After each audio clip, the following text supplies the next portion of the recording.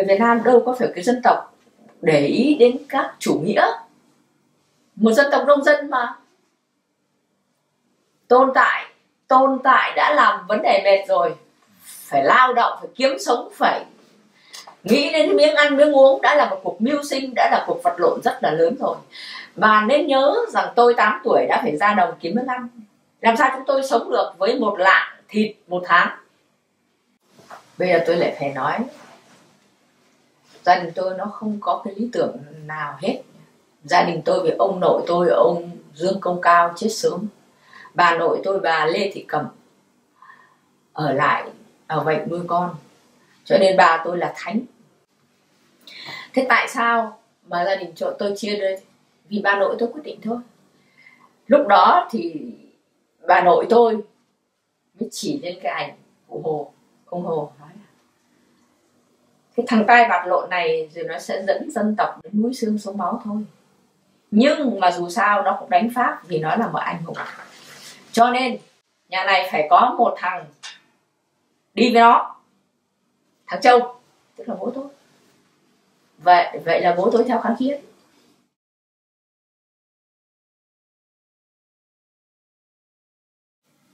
Và bản thân tôi ấy, thì khi mà đến tuổi trưởng thành đi thi thì tất cả những cái trường đại học tổng hợp thì họ cho thi nhưng không bao giờ họ chấm. Bởi vì lý lịch nét. Địa chủ mà bố đi kháng chiến 10 năm mà không đảng viên có nghĩa là có vấn đề. Thế nhưng mà khi gia đình tôi mà bị tai nạn, tức là bị quy địa chủ, bố tôi đến gặp ông Giáp từ chối không tiếp. Mà trong khi đó ở trên chiến khu thì hầu như là đại đội bảo vụ là quan trọng nhất, với tướng còn gì nữa, ngày nào mà chả gặp nhau. Mà ông Giáp còn đem cho bố tôi thuốc lá với lại kẹo mặc hà ngậm ho. Đại loại là tôi còn có những cái ảnh ông cụ chụp mà lúc đó cụ Hồ Chí Minh ngồi với một nhóm gầy gò ngồi trên những cái cây đổ trên rừng. Tôi vẫn còn đầy cảnh ấy.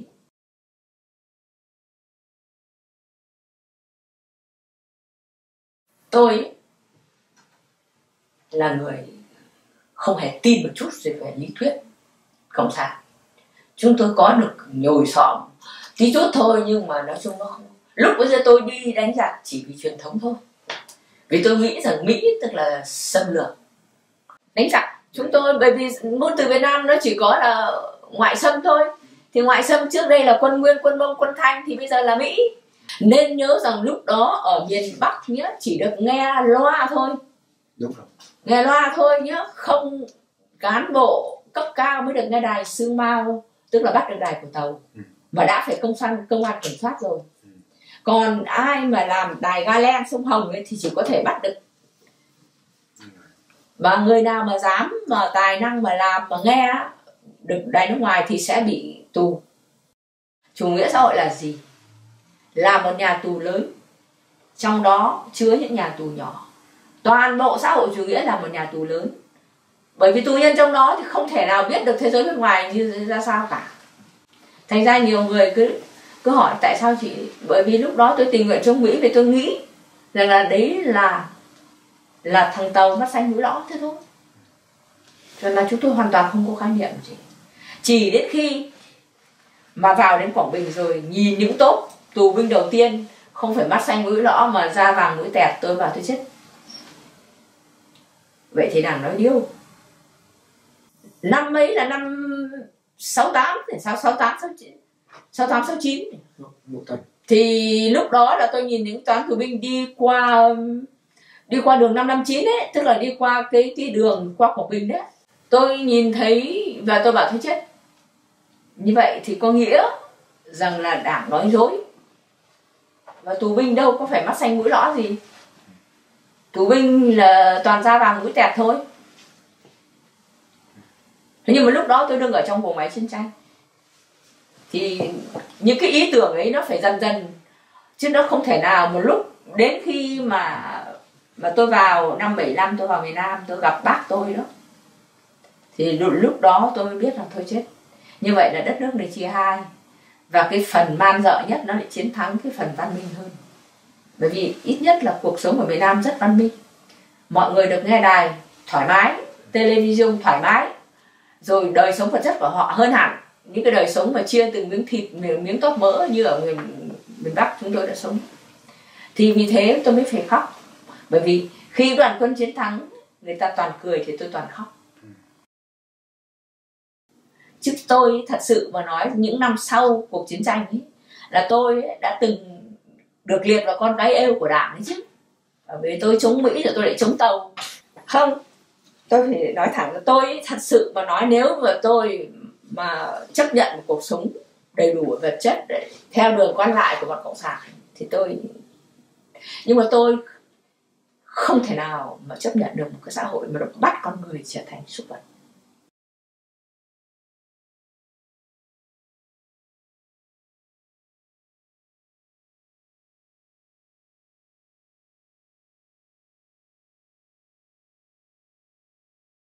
Pour dire aux Vietnamiens qu'ils ont besoin de protéger la base de Da Nang, d'où venaient les avions américains pour bombarder le nord Vietnam.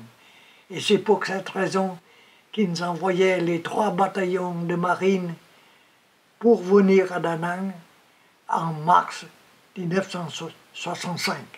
On voyait le succès de l'intervention américaine en Corée, on voyait l'intervention avec beaucoup de succès du plan Marshall en Europe, on voyait le succès de la politique américaine en Grèce à ce moment-là.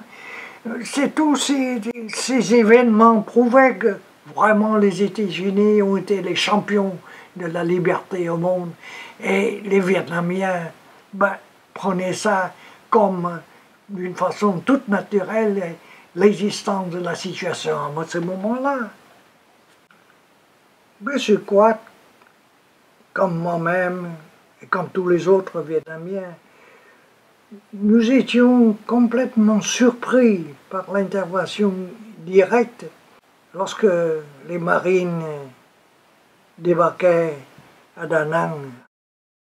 L'ambassadeur américain Maxwell Taylor et l'autre ambassadeur américain Alexis Johnson, qui était avec l'ambassadeur général Maxwell Taylor, ils étaient eux-mêmes surpris. Et c'est pourquoi on comprenait plus tard, mais pas à ce moment-là, les contradictions dans la politique américaine. D'une part, les militaires, General Westmoreland, General Wheeler, le Pentagone, ils voulaient une guerre totale contre le Nord. Jusqu'en juillet 1961, en 2 millions d'hommes, c'était l'invasion totale. La guerre devenait la guerre américaine.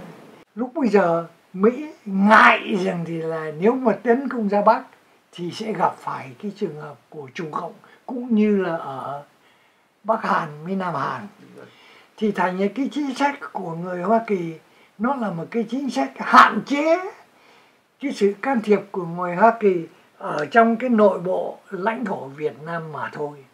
Và vì vậy gần như là tuyên bố công khai với Bắc Việt, tôi không đánh các anh ở ngoài Bắc đâu, các anh cứ yên chí, tôi chỉ dội bom không thôi, chứ tôi không gửi quân ra ngoài đó đâu. Tôi là ở lực lượng đặc biệt, thành ra tôi gửi rất nhiều toán Việt Nam đi 3-4 người thôi. Trách nhiệm gì? Trách nhiệm thả lên trên những cái ngọn núi mà ở gần Trường Sơn Đông, Trường Sơn Tây để chụp hình. Chụp hình để thấy cái gì? Để thấy những cuộc di chuyển của quân đội của miền Bắc vô trong Nam. Từ vũ khí, đạn dược, súng ống, xăng. Tôi đã thấy một cái hình, nghĩa là những cái ống pipeline nè, dẫn dầu từ Bắc xuống miền Nam. Mỹ đưa cho tôi coi. Câu đầu tiên tôi hỏi nó: anh đã chụp hình thấy hết mấy cái chuyện này, tại sao không đánh chợ gì nữa? Biết nó cười, nó nói cái gì không? Cô giáo tôi nói gì không? Chưa được lệnh cấp trên, ta chỉ được lệnh đi chụp hình vậy thôi. là biên giới Bắc Việt Trung Hoa.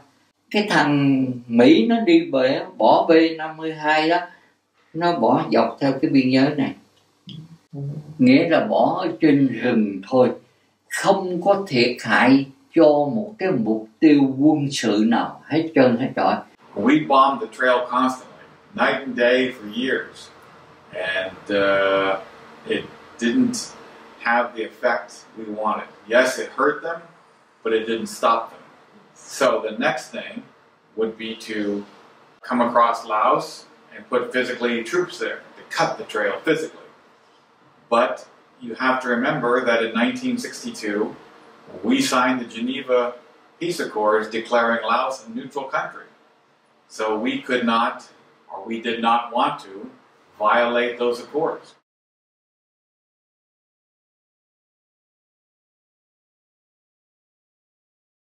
Mà Cộng sản nó tung quân mà nó đánh vào cái dịp Tết để nó giết biết bao nhiêu người, sau này mình mới biết, nghĩa nó giết nhất là Tết Mậu Thân ở ngoài Quế đó, ở Quế nó giết 5-6 ngàn người mà chôn một hố như nhau đó. Cái chuyện đó nó đối với dân tộc Việt Nam không có chấp nhận được.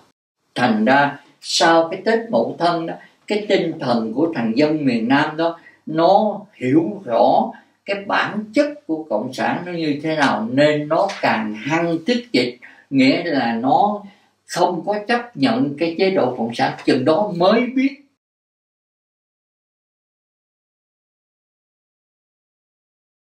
Chu was definitely a patriot. He was not a dictator in the sense that he saw himself as an absolute ruler, but he saw himself, or he saw South Vietnam needing a strong leader, somebody who could make decisions quickly, someone who could rule by decree. It was so embedded in the system, and he was so dependent upon some of his fellow generals to keep him in support that he didn't want to. It was more important to win the war than to fight corruption. Chu and Nixon, I think for the most part, got along fairly well. They only met once, maybe twice. It was Kissinger that the South Vietnamese did not like because they saw him as the main person conducting the negotiation. Well, I can tell you from what I have spoken to Dr. Kissinger, he told me, and he's written in his books, that he had a great deal of respect for Chu. That he saw him as a man trying to protect his country. The South Vietnamese people have to remember that Kissinger was an American diplomat. He was trying to do what was best for America and for South Vietnam, but ultimately he was an American diplomat. C'était une attitude plutôt passive. On discutait de la situation, mais lorsque venait la discussion des grands problèmes entre les États-Unis et le Vietnam, personne ne soulevait la question. Lorsque le général Ky prenait le pouvoir, je lui avais écrit en papier, en mémorandum, je lui demandais de demander aux Américains. Lorsque McNamara était venu au Vietnam, j'ai demandé à Ky, j'écris sur un bout de papier comme ça, soutenir le Vietnam, mais pourquoi ne pas intervenir au Nord-Vietnam? Quelle est la politique américaine à ce moment-là? Mais Ky ne demandait rien à McNamara, le papier restait là. Les Vietnamiens devront accepter la responsabilité dans cette attitude passive contre les Américains. Mais c'était la circonstance. Nous devrions le faire, mais nous ne l'avons pas fait.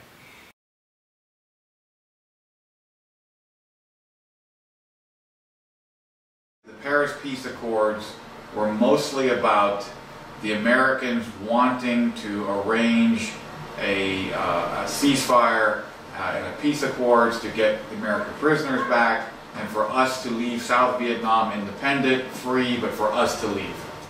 Khoa học kỹ thuật của Mỹ nó đang gia tăng lên, thì đây nó anh sản xuất anh phải có tiêu thụ chứ. Thì ai tiêu thụ nhiều nhất? Không có tiêu thụ nhiều nhất.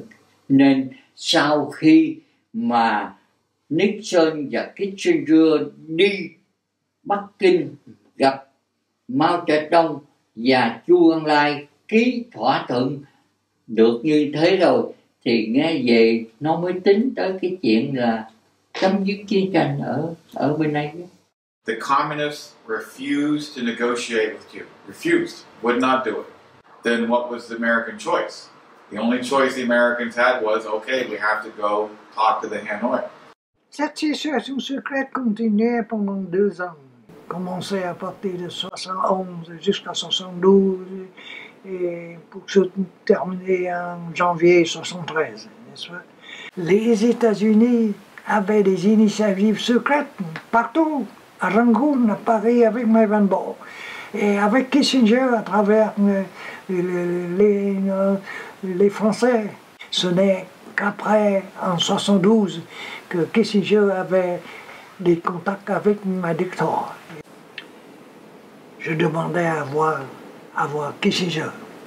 Je lui demandais, qu'est-ce que vous me disiez à propos des négociations secrètes que vous avez avec les Vietnamiens? M. Kissinger me dit, votre président, il connaît exactement la situation. Il disait d'une façon très habile pour dire que M. Thiel connaissait. Le même soir, j'envoyais un câble secret à M. Thiel. Il me répondait que vous, président au Vietnam, vous savez toute la vérité.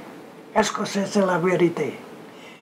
Plus tard, je comprenais que M. Thiel avait certaines connaissances de ces pourparlers à travers l'ambassadeur Bunker, mais une connaissance très superficielle.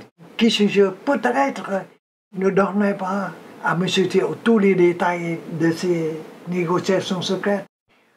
À ce moment-là, nous avions très nettement l'idée que les Américains vont quitter coûte à coûte, parce que les Américains refusaient de changer les accords avec les Nord-Vietnamiens. C'est à ce moment-là que j'envoyais le rapport pour M. Thiel, 2 ou 3 jours avant les accords de Paris, pour lui dire que c'est le moment de vérité maintenant, le moment de conclure, accepter ou non accepter les accords de Paris et accepter dans quelles conditions. The U.S. government was trying to convince President Thieu to sign the Paris Accords. President Thieu did not want to for a variety of probably very good reasons. And so the U.S. government had to increase the pressure on him. And to the very end, they had to basically threaten him with cutting off aid entirely if he did not sign. Ce départ précipité de Kissinger à partir de Saigon en novembre 1972, il présentait le draft des accords de Paris à M. Thiel. M. Thiel refusait. C'était très catégorique de sa part.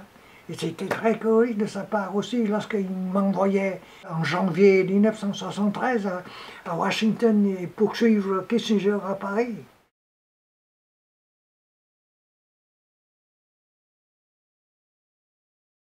By the end of January of 73, through about April of 73, South Vietnam was by far stronger, both military and economic.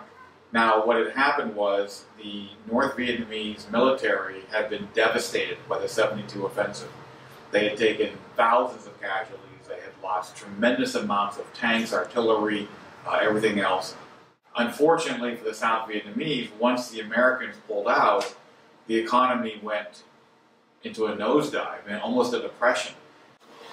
So in April of 73, when Thieu came to America, he met with President Nixon at San Clemente, and he presented Nixon a plan they called the takeoff plan. And basically, Thieu wanted very high levels of American economic aid for 5-10 years. Unfortunately, at that time, the American Congress was looking very bearish at foreign aid and said no. Les Américains, Nixon, Kissinger, ils promettaient 2 choses. Ils promettaient que si jamais les non-vietnamiens continuaient à faire la guerre au Sud-Vietnam, ce serait une réaction brutale de la part des États-Unis.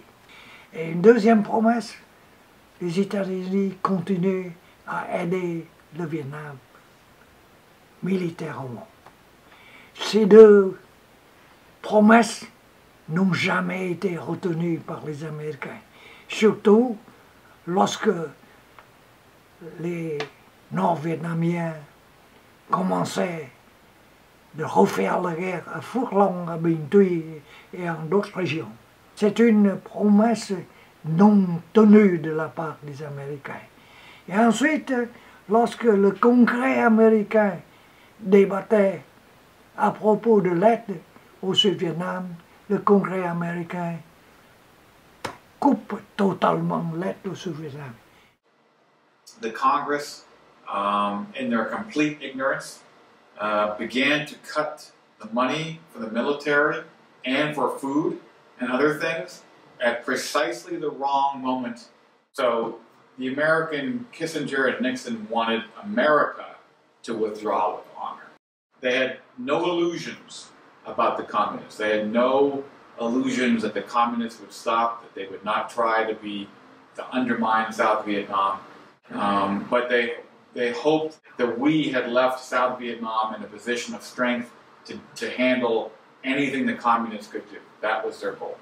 Et sur cette raison que malgré l'héroïsme de la part des combattants vietnamiens, nous n'avions plus rien en mai 1975 pour continuer la guerre.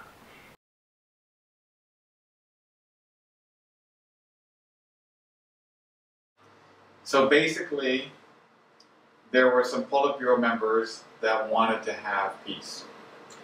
And there were some Politburo members that wanted to continue the war. And the key person who wanted to continue the war was Lê Duẩn. He had, at that time, a key ally, someone who had not been an ally for many years, and that was Vo Nguyen Giap. Giap was against the 68 and 72 offensives. He was against them. But once the Americans had withdrawn, Giap believed that his army was stronger than the South Vietnamese. And so he supported Lê Duẩn in attempting to stir the other Politburo members back to restart the war. And so what they did over several months is they began to say, Lê Duẩn said to the Politburo, look, the U.S. and the South Vietnamese are massively violating the accords, which wasn't true. So as time went on, Lê Duẩn and Giap began to press the other Politburo members more and more. And finally, in mid-May of 1973, the Politburo voted and said, yes, we're going to secretly begin to prepare another offensive to win the war. They did not want to have snap elections because they knew they would lose and lose badly. The communists had some small portion of support among the people, 5–10%, hard to judge. So Thieu was being very clever. He knew he offered elections, knowing that he would win the majority.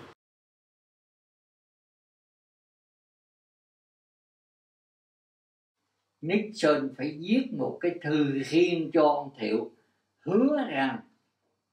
hứa rằng khi Cộng sản vi phạm Hiệp định Paris thì Nixon sẽ có trả đũa.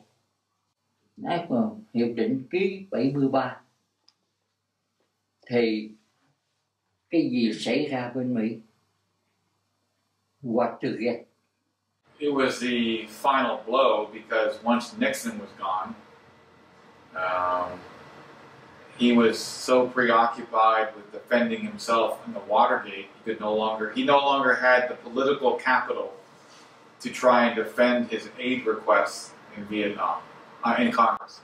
So with him gone, well, first he was so badly weakened, and then when he left, Vietnam became a hopeless case in Congress.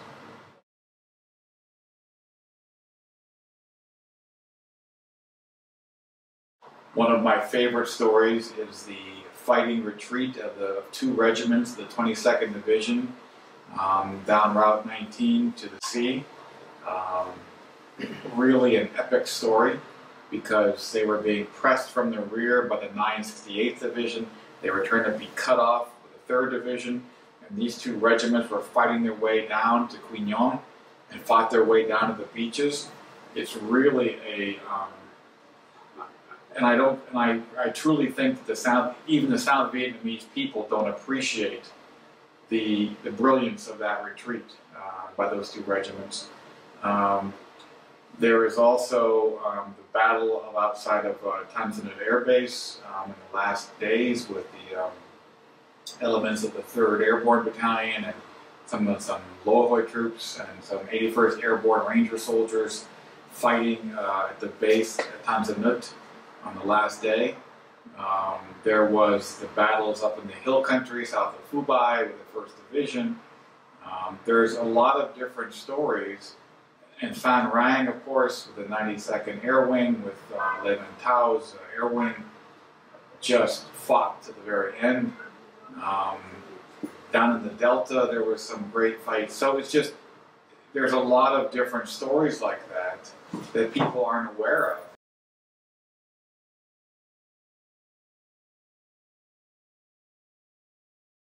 Well, I think that, there were many people who are trying to avoid the battle for Saigon. So you have to remember that Saigon is surrounded by rivers, basically, and there were 13 bridges leading into the city. And General Tuan, the 3 Corps commander who was responsible, his plan was to defend as far forward as possible to keep the artillery away from Saigon. The communists wanted to penetrate into the city, grab the bridges, and send armored columns in, okay? So, if in fact the South Vietnamese had decided to defend the city, blown the bridges, and retreated into the city, the communists were prepared to dismount their infantry and send them in and fight for it street by street, block by block. And then you would have had a Battle of Berlin. And in the end, the communists would have won because they had the numbers, and Saigon would have been a smoking ruin. Many people were very angry at Nguyen Van Minh for surrendering, but in my mind, he did the smart thing. I didn't say the right thing, the smart thing, by surrendering, because he avoided that battle for Saigon. And he saved thousands and thousands of Vietnamese lives because Le Duc Tho was prepared to send the infantry in. And it would have been a bloody, bloody battle if they had decided to fight for it.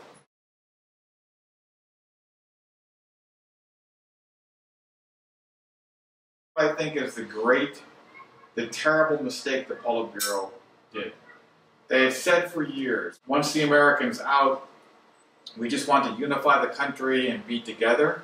I think if they had generally taken a soft line, generally held out a hand of reconciliation, I think the majority of Southerners would have tried to be, Vietnamese. But they didn't. They shot a bunch of people. They came in and they, because they were fanatical communists.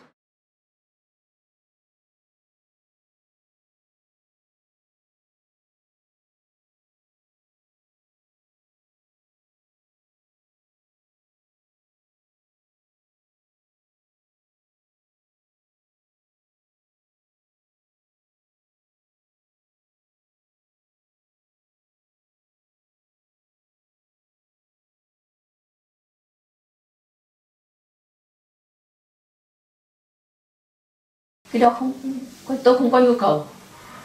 Lòng yêu nước nó cũng như tình yêu trai gái cũng vậy, mà tình yêu nước cũng vậy. Muốn có thì tự trong tim người ta có, chứ không thể nào mà tôi không tuyên truyền, không bao giờ tôi tuyên truyền cả.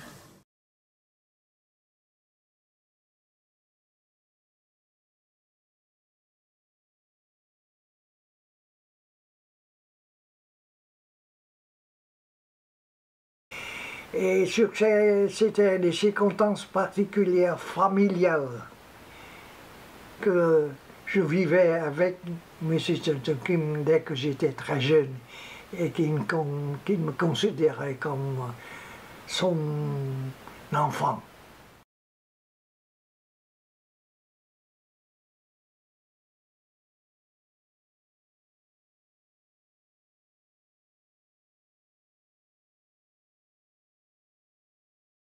Năm 13 thì ra trường, nhưng mà khi ra trường thì tôi được giữ lại để mà làm huấn luyện viên cho các khóa sĩ quan dự bị sau, cũng như là khóa 3, khóa 4, khóa 5.